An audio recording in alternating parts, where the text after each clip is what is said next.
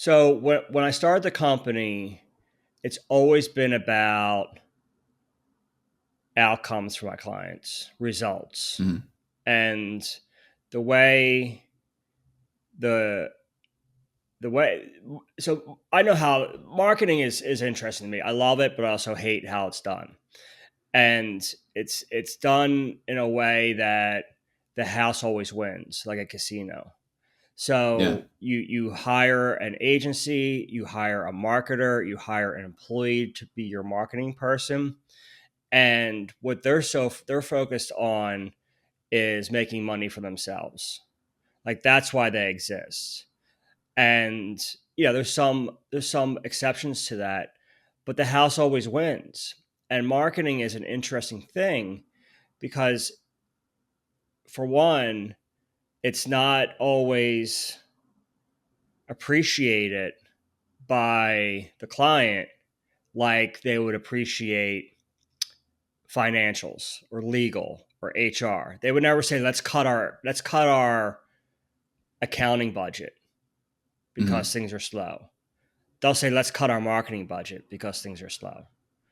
And that's because marketing isn't tied to revenue, Mhm. but I tie it to revenue because Then you should. everything is, yeah, if you're doing marketing and it's not, you can't draw a line from A to B that this marketing is bringing in money, then you're just doing stuff.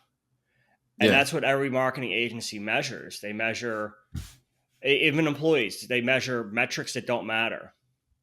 I Mhm. want to measure money. And that whole front of house revenue team, category, brand, position, product, marketing, company, sales, all that has to be considered when you're putting together a marketing strategy. The customer Mhm. journey, the channels, the vehicles, and eventually you get to tools, technology, and tactics. But everyone they're obsessed with tools, technology, and tactics. They're obsessed with them. And you hear it all the time like, we need to do SEO or content or video or all these things. And the reason the reason's something silly like that's all I know, or it's work for so and so, so work for us, or we need to do video because YouTube is the biggest search engine. There's no strategy in there. It's No. feelings and whims. And if that's what you're trying to use to grow, increase profits, grow your revenue, reduce risk, and scale, like feelings and whims and gimmicks won't get you there. Mhm. So that's the opportunity I have is, you know, being the anti-marketing marketer and, you know, focusing on the thinking before we do anything and also putting together systems and processes to evaluate and improve and put metrics and leading and lagging indicators, all the things that you talk about from the sales side, all those things need to apply to marketing too, because it's the same team, just a different side of the ball. Mhm. So all that accountability and communication and collaboration that needs to happen, whether sales and marketing are two people, one person, or different departments, that doesn't matter. They have to work with each other. And I talk to small business owners all the time, and they're like, "Yeah, we have a marketing person. I'm not really happy with them. We have a designer. They're okay. I'm going to hire a I feel like that's almost a salesperson because I need to universal grow." response. Yeah, Matt, but we want to grow. We need leads, so I'm going to hire a salesperson. And you think Mhm. about like that life cycle, right? Like, what are they selling? Who are they selling to? What's the problem you're solving? And how are you communicating that you understand that problem better than your customers? And the Mhm. salesperson's not going to just inherently know that. In fact, you don't need a salesperson. You just need a closer. if your marketing is absolutely tied back into filling the pipeline with your ICP and taking MQLs, turning them into SQLs, and you're like, okay, we just need to have conversations to close because they have already identified us as a um, a results provider based on what they perceive as their problems or what they feel as Mm-hmm. their problems. So, like, don't hire that salesperson. Hire someone who's going to put together a strategy to set you up for success. That's kind of what I'm. That's what I'm doing. And I'll beat the shit out Yeah. of their agency. I'll beat the shit out of their designers and marketing tacticians to make sure that, because what they're trying to do is sell projects, Mm-hmm. make money. So they're trying to sell you the biggest thing they could sell, the longest term engagement. But is that what you need? They got Most to cases, probably not. they got to convince me of that. And I coming Yeah. from all the, everyone's been burned by marketing. Everybody, me included, and recently. And it's just because we just we imagine that there's emergencies in marketing, and there are none. Like marketing, there is no emergency. There's no like, we need this right now. No, you do not. You need a strategy and a plan and a system and a way to evaluate and improve and optimize. Like that's Mm-hmm. what you need. That's where the urgency is. But everyone's like, I need instant gratification. This is the tactic to do it. And Yeah. the best they get from that is it didn't waste too much money and time. I think there's so many people that also just don't have the patience or the Yeah. commitment to be able to see it through and realize that return on the investment. But I think you hit on a couple things. Like you said, you're getting MQL to SQL, but that's not the metric that you're focused on. You're focused on where does that get to revenue. Right. And I think that's where you have so many people say that they got burned by marketing or they've had these issues because they're looking at the wrong metrics. They're not tying it back to revenue. 100%. And you've had the last 15, 20 years of, like you said, marketing agencies coming in, telling them what they need to do, quoting a bunch of vanity metrics to make themselves look better and keep the engagement going, keep the revenue coming into them. Again, to your point, they're just trying to make money for themselves. Correct. Where you're talking about the real focus needs to be on revenue for the company that had the need in the first place. Yeah, 100%. 100%. This is a great start for sure. We just jumped right in, man. We jumped right in. I love it. And like this is, I think, such a poignant topic right now of almost like a revolt, a backlash against BS marketing stuff that doesn't really matter, that doesn't really drive revenue. What are some of the things that you've seen that have really been the cause of just your marketing experience sucked? You weren't able to make your marketing investment show a difference on the bottom dollar. What are some of the things that you're seeing there? Some of the pitfalls. There's a few things I see. One is the marketing thinking is severely lacking thinking.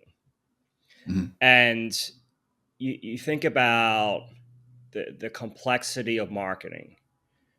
There's so many different tactics, tools, and technology out there, channels and philosophies and potential dogma, and like this is how it worked because it worked for so and so, or like all that. And we're not talking about like enterprise companies here. This is small businesses, right? Micro, small, solo startups. This is all for them. Yeah. So you think about someone's marketing career. Chances are they've gained great experience and specialization in a couple different marketing tracks. For example, if you worked at a digital marketing agency, You probably have some Google certifications around SEO and analytics. You probably wore a couple hats in that digital marketing realm. Mm-hmm. What they're lacking is that holistic, high level perspective on things, because they got really good at those tools. They didn't get Yeah. really good at thinking and truly understanding the customer's problem. They probably don't talk to the customer. They probably don't like to talk to their client. And they, like you said, they point to metrics that don't matter. And so that marketer, no shame on them, because that's just the nature of it. They come up, they know there are 2 or 3 specializations. They get to be a manager, a director, perhaps a CMO with that limited perspective. Mm-hmm. So they're going to come in and say, this is what we need to do to grow, to improve, based on their limited perspective. Think Mm-hmm. about how dangerous that is. You see people out there saying, I'm a marketing expert or a digital marketing expert. My first reaction to that is I immediately roll my eyes, and then I laugh, because it's the same as saying it's so silly to say something like that, because marketing is so enormous that it's like saying I'm an expert at playing sports, right? Like, no one would ever say that. And if they did, you would just laugh at them because they sound like a fool. And the same Yeah. thing applies to marketing, because there's so many different ways to do it. Mm-hmm. But what doesn't change is the human to human communication, the tendencies, the expectations, what we desire, Maslow's hierarchy, all those things don't change. So when you have a marketing person, leader coming in, they're typically going to be preaching some dogma based on their own experience, Mm-hmm. which is limited, right? They're in this space. Marketing is this. So it's not their fault. It's just eventually their expertise caps out and they can't go any further. But they've never really felt the urge, the need from their experience to actually understand their customer problem. And we think about, word of mouth and referrals is always the best marketing, right? It's free.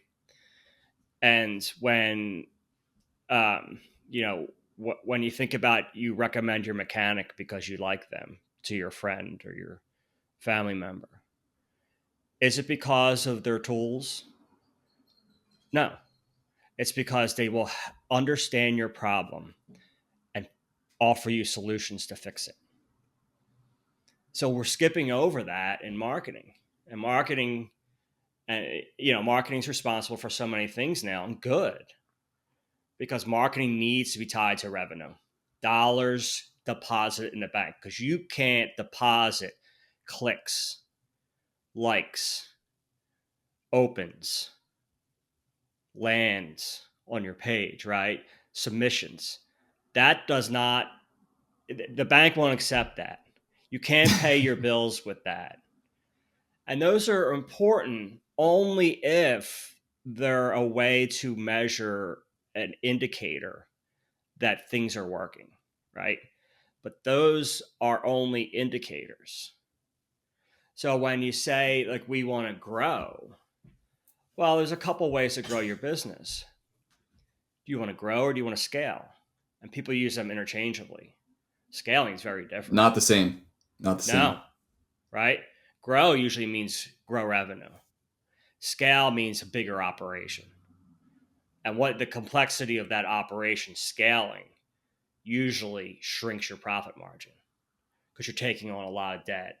You're acquiring other companies, right? And all that complexity is very, very expensive on time and resources and money to grow. So we want to grow, right? And what they mean is we want to make more money. We want to increase our profit margins. Okay, great. So what folks have a tendency to do is, hop onto some marketing tactics and then put the onus on sales and invest in sales. And because they want more customers. But that's not the right mentality. You want more of the right customers. Not just that. You need to identify your most valuable customer, which we call the lightning rod customer. The lightning rod customer, think about it yourself. What companies or brands or products are you obsessed with that you love, that you buy all their stuff, that you repeat buy, that you evangelize, that you gift it? And I always talk about, like, I have Sonos, the whole home Wi-Fi speakers thing.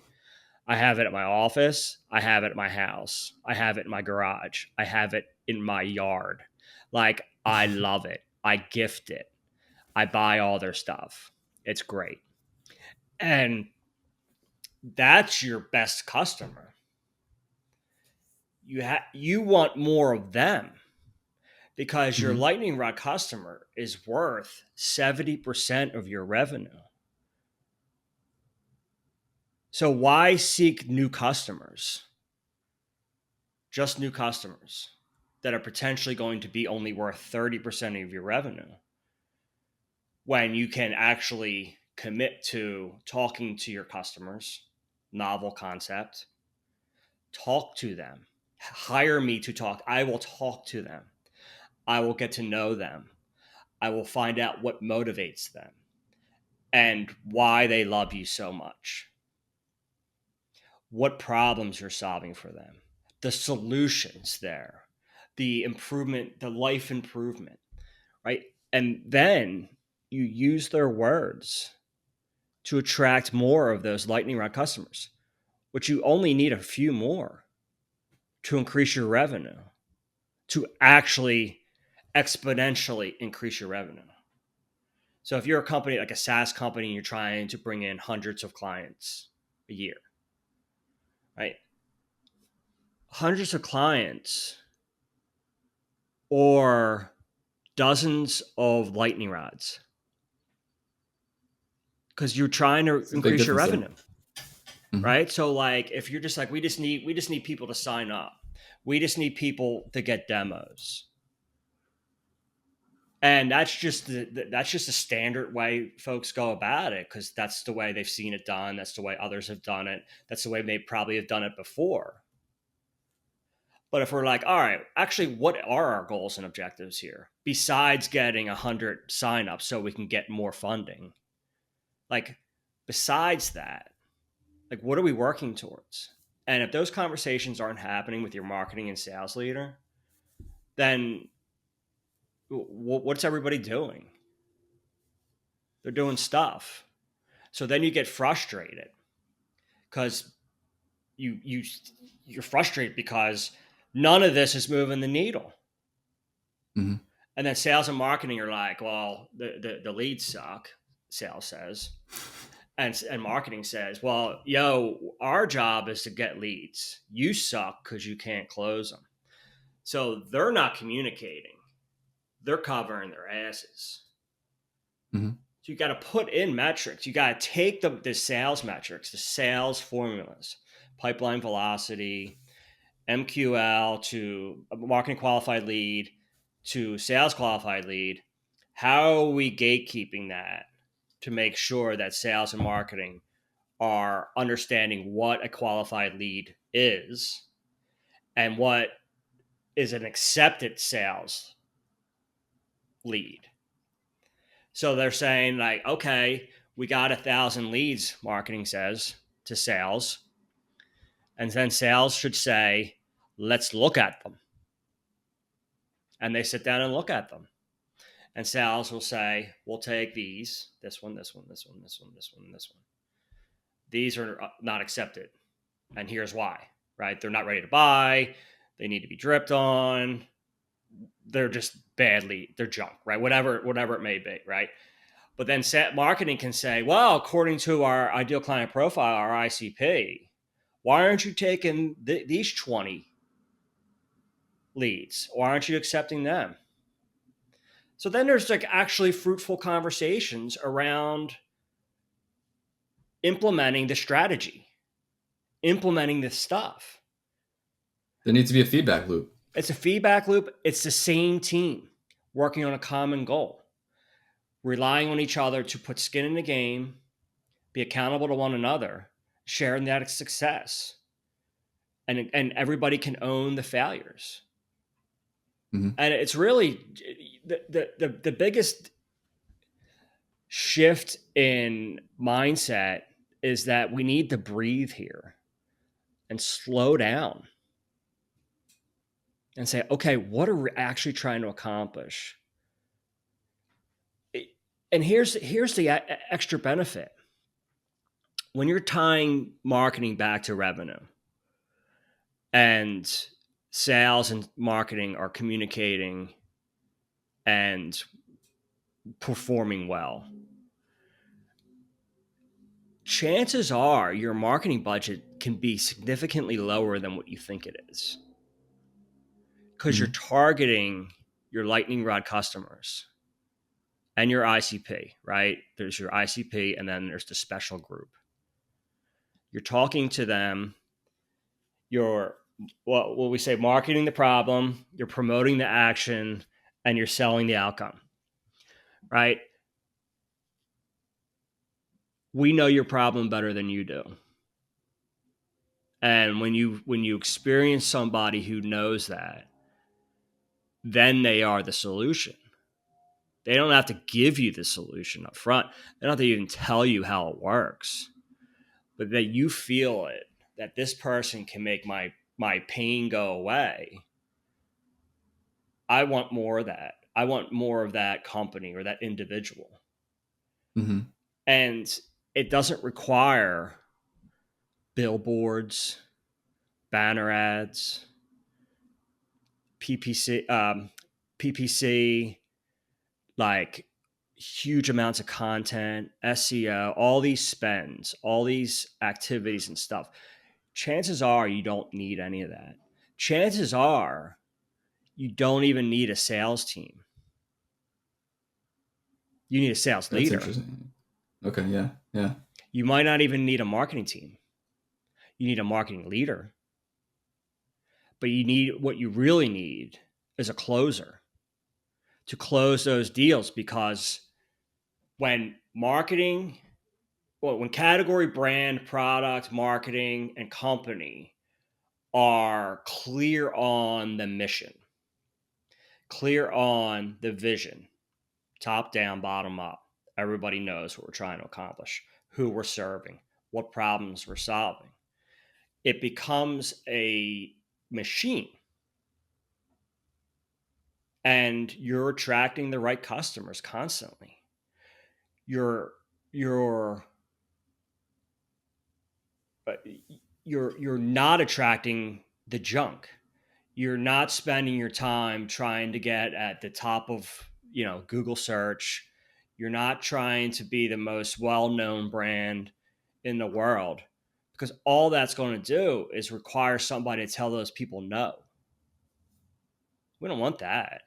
We want conversations to close. And when you know your ICP and you know your lightning rod customer and you're talking to them where they're at, showing that you know their problem better than anybody, that doesn't really require much of an investment to turn that into dollars. It requires a commitment. It requires time. It requires thinking and strategizing, implementing and optimizing. It doesn't require $100,000. Because if you're saying we need $100,000 to market ourselves, well, who you need $100,000 plus the people. You need $100,000 the people in marketing. You need $100,000 plus the people in sales. You need $100,000 plus those things, as well as your ad spend. So by the time you're closing customers, what are they truly worth? your profit margin's freaking non-existent. Yeah. So how do you identify that right person that's going to be able to help you? Because this is the part that so many people cut corners on, is the, I don't want to go through the process to go through the strategy. I'm just going to go and do SEO. I'm going to do PPC or whatever it is. I'm going to do Google ads. I'm going to track MQLs and think that's, going to get me where I want to go.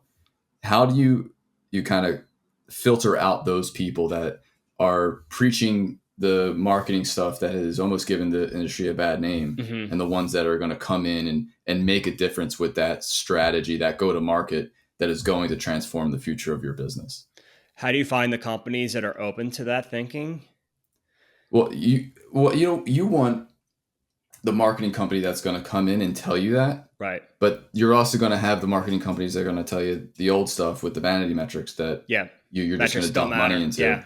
Yeah. How do you filter those guys out and get the right ones in that are going to do the kind of things you're talking about? If they're jumping right to prescribing solutions, then you need to walk away. Yeah. So, clients, business owners, leaders, we try to identify the problem. But what we're identifying are symptoms that are familiar to us, not necessarily the problem.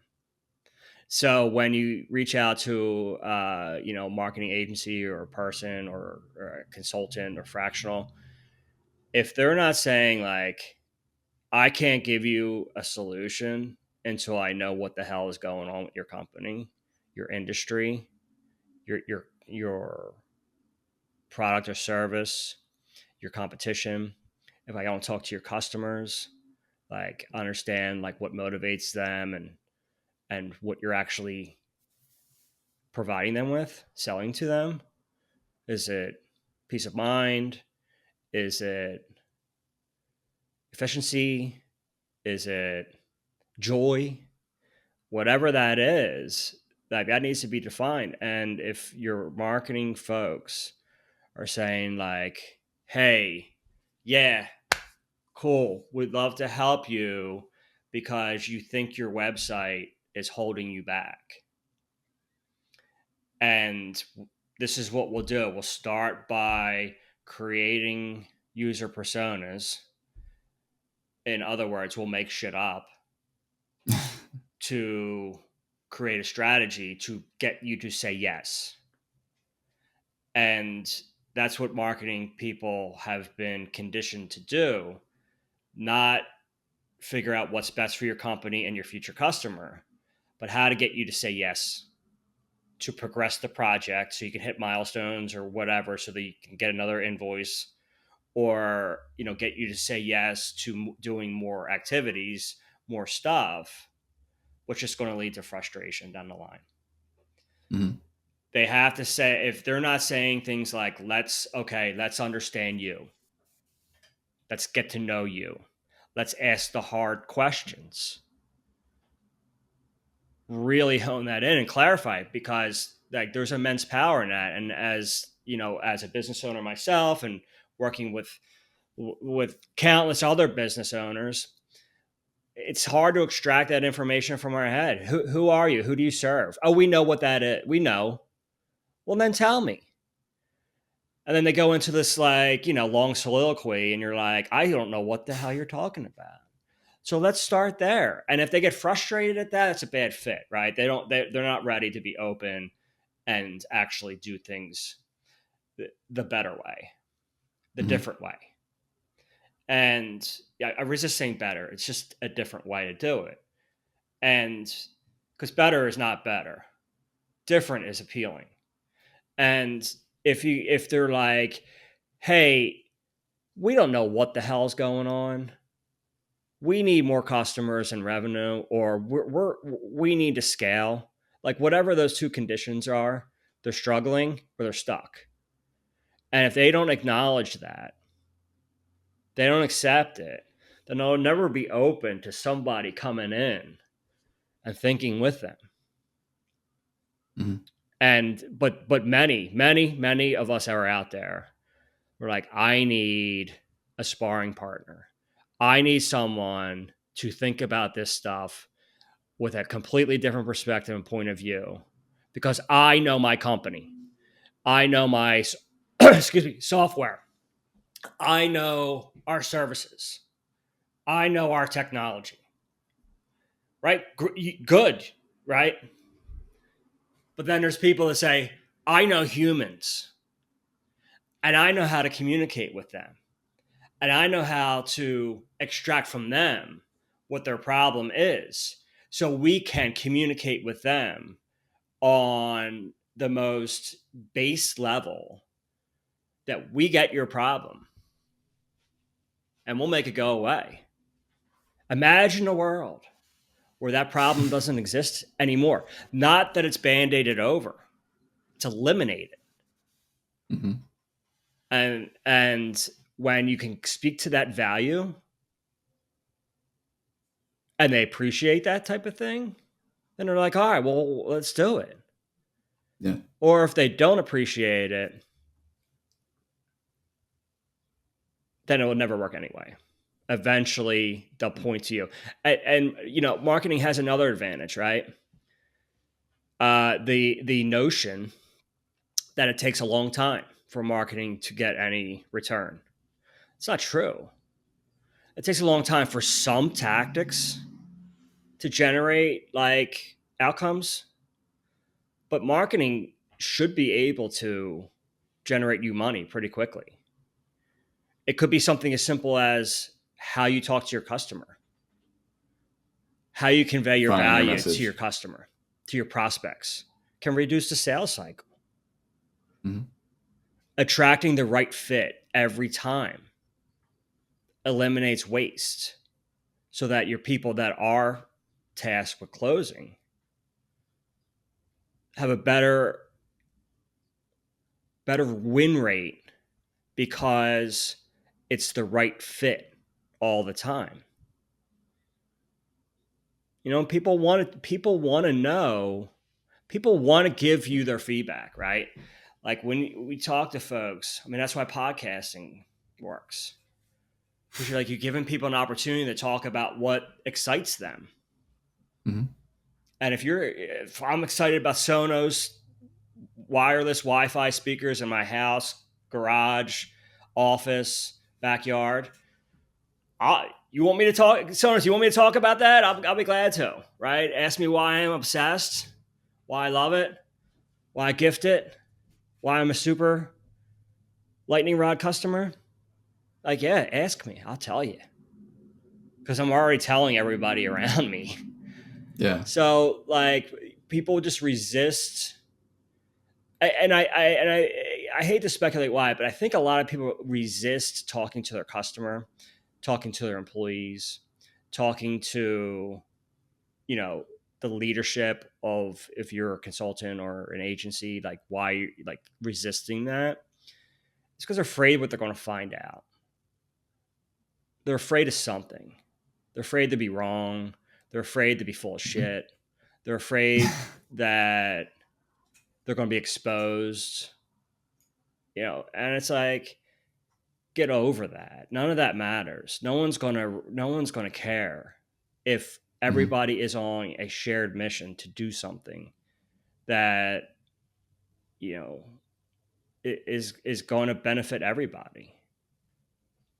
And we're not fighting over scraps. We're creating a company that's built to dominate a category.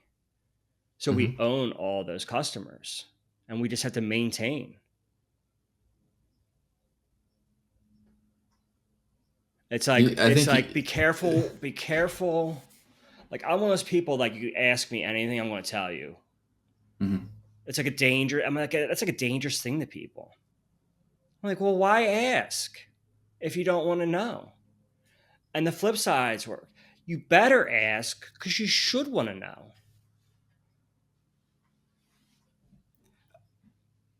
I think so much comes down to ego and not wanting to be proven wrong. You know, you see this in sales a lot, especially if you're offering a product that's going to replace something that already exists. You need to be able to give them an out. Like, you made the best decision possible at the time you made that decision with the information you had. Here's some new information, give them an out.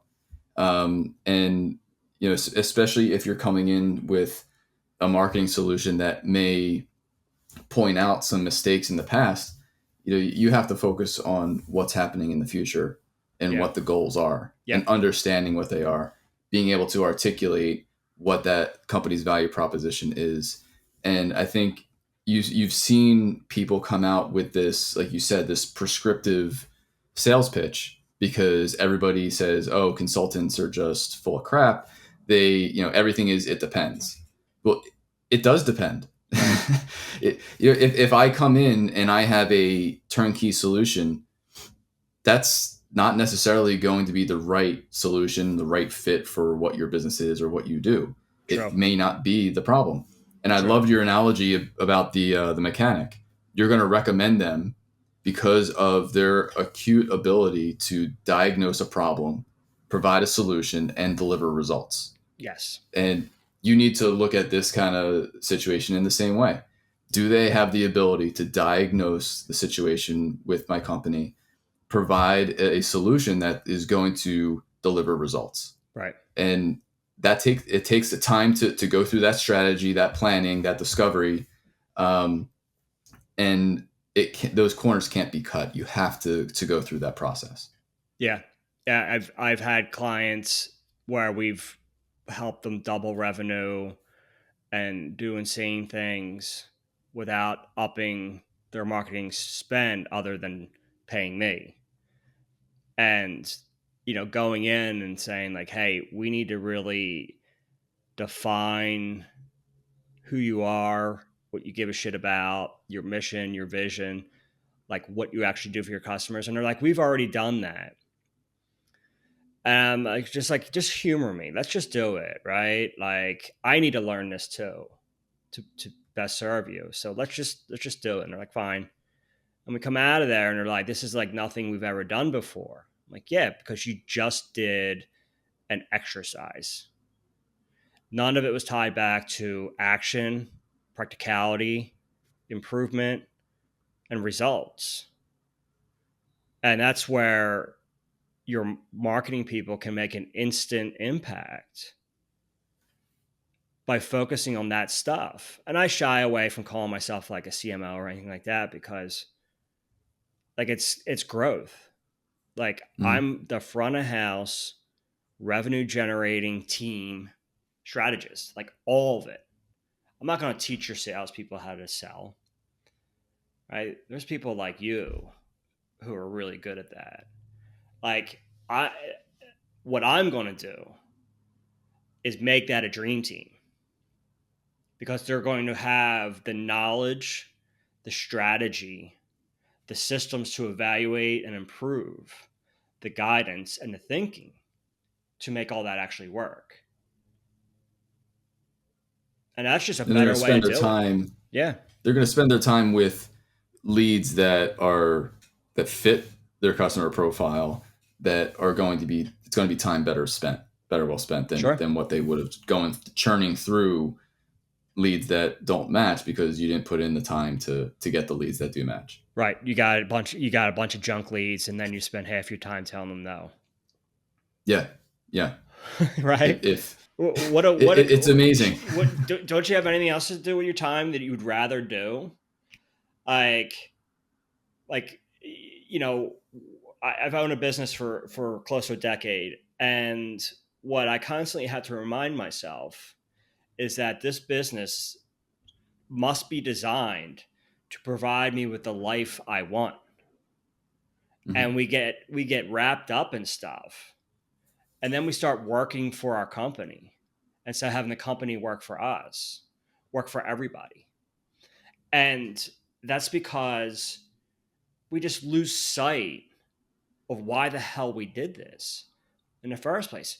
So instead of wasting your time doing more stuff, being more frustrated, like invest some time in thinking and strategy, and you'll do more of what you love, and you'll make more money.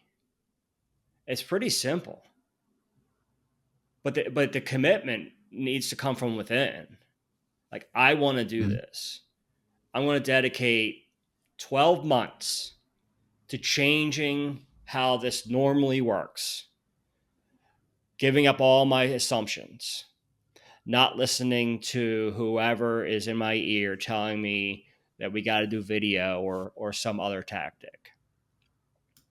Actually thinking about it intimately with our customers. Like, that's what needs to happen. That's what us as leaders and business owners and consultants, like, we commit to that. And our best customers are also committed to that. You know, I've been burned by marketing.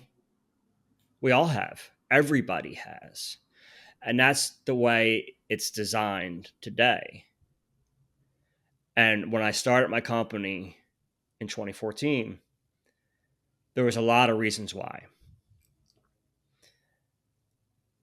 One was, I want my company, if I'm going to bust my ass, it's going to be for my dreams. That's somebody else's. But also, I was just so frustrated by how marketing companies operate. It's taking.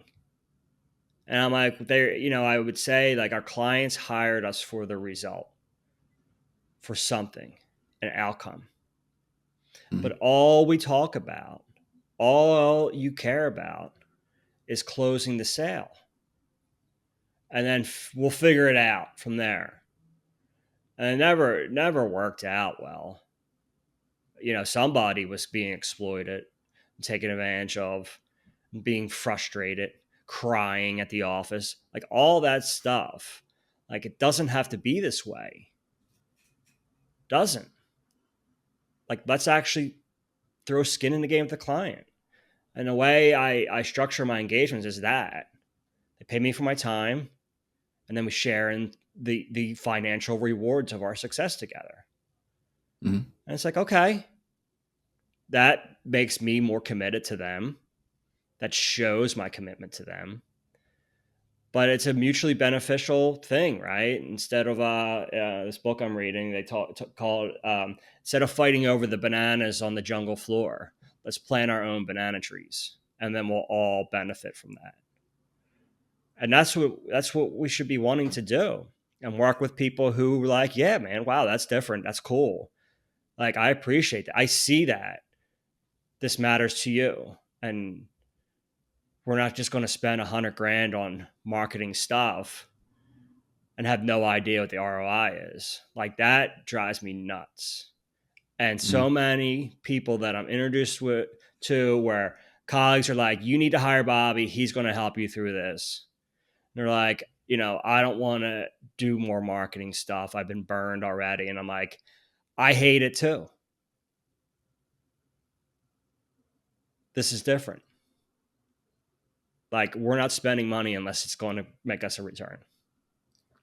Yeah. And for some folks, that's super refreshing. For other folks, they can't get over their damaged goods status. Right? Eventually they'll come around, or they'll go out of business, right? Because no one ever says, let's cut accounting. We're struggling, let's cut accounting. They say, we're struggling, let's cut marketing. And they should. You hear everybody say, oh, no. I'm like, yes, do that. Because if you're struggling, your marketing sucks. So it's probably shitty marketing. And shitty marketing is not measurable. There's no ROI to cash, right? It's not setting up anybody to be successful. It's frustrating activities. So, like, I will be the one, the contrarian, say, when times are tough, cut marketing. Yeah. Put all that energy into strategy. Dude, I think you just put on a masterclass. The future of where marketing needs to go. Dude, it's coming around, man. Like, especially our tech clients over the years, like, having their budget sliced and just cut completely mid-year, and we're coming back and have like micro budgets. It's because the CEOs are pointing to revenue, right? And they're saying like, hey, we didn't hit our numbers. And marketing is like, well, we're not closing deals. That's a tell. Mm-hmm. That's a tell that shows that there's dysfunction and they're not working. Sales and marketing is not working together. They're not sharing the same strategy. And everyone has their role and responsibility in that strategy, but they're not sharing a common goal. They're not working towards the same thing. And you see it all the time, pointing fingers and whatever. But like, yeah, if you're not getting the right leads and you're not closing leads, then I would start with looking at your marketing and say like, okay, what is the actual strategy here? And it's like, oh, well, it's, the strategy is run this campaign, send this many emails, post this many times. That's not a strategy. That's activities again. Mm-hmm. The strategy should be like, let's position ourselves. Let's position ourselves as a different category than everybody else. Let's talk to our customers. Let's use what they say to attract more of the same customer. And Mm-hmm. like, do we go on TikTok and YouTube? I don't know. Does anyone buy B2B on TikTok? Well, the big marketing agencies will say yes. But are your ideal clients actually there? No. No. No. It may be a one-off buy. It may be someone signing up because you did some like adorable thing, made some adorable content.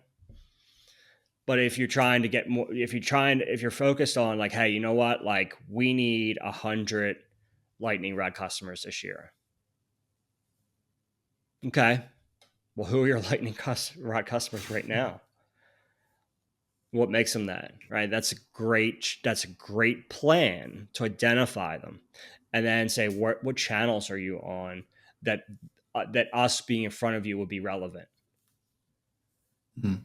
And then you're taking out the whims and ego and opinions and feelings, and really addressing the problems of your best customers, and then just hammer away at that. Here's the problem. Here's the problem. Here's the problem. We know this. This is why you're feeling it. This is what you can expect from this. This is why it's going to get worse. This is a way to mitigate it.